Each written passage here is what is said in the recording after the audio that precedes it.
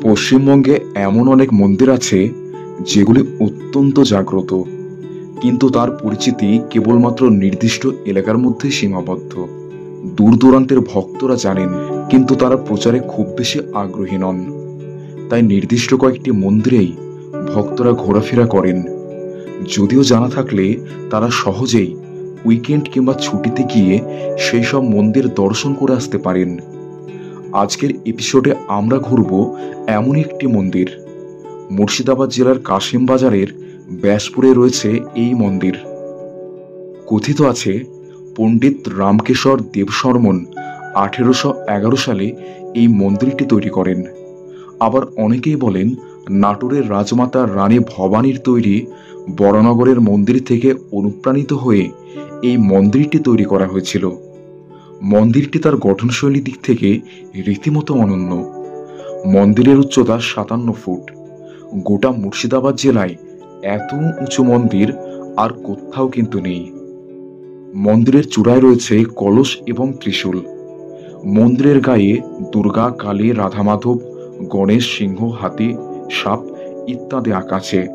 সাথে আছে রাম রাবণের যুদ্ধ, কৃষ্ণলীলা, বিষ্ণুর দশাবতার, মহিষাসুর মর্দিনী ইত্যাদি ঘটনার উপর টেরাকোটার কাজ।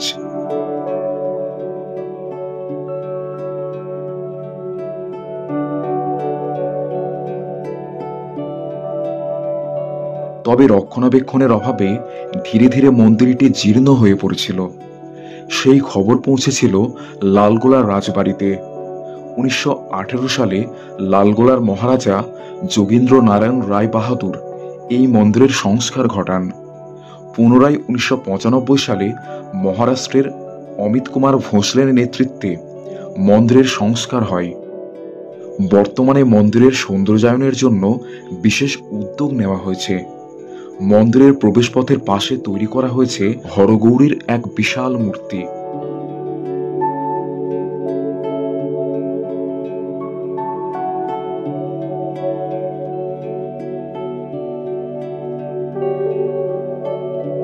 মন্দিরের সামনে তৈরি করা হয়েছে একটি বিরাট নাট মন্দির। আজও প্রতিদিন এই মন্দিরে বাবা ব্যাসদেব বা ব্যাসেশ্বরের পুজো হয়। মন্দিরের গর্ভগৃহে রয়েছে কোষ্ঠী পাথরের শিবলিঙ্গ, উচ্চতা 5 ফুট মতো।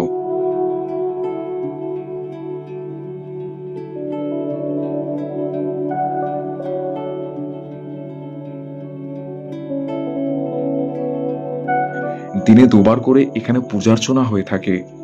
সন্ধ্যায় আরতি এবং নাম কীর্তনও চলে।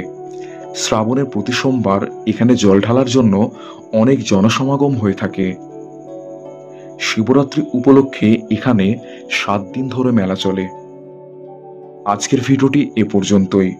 ভিডিওটি ভালো লাগলে লাইক, কমেন্ট ও শেয়ার করতে পারেন। আর চ্যানেলে নতুন হয়ে থাকলে আমার চ্যানেলটি সাবস্ক্রাইব করে নেবেন। ভিডিওটি সম্পূর্ণ দেখার জন্য ধন্যবাদ।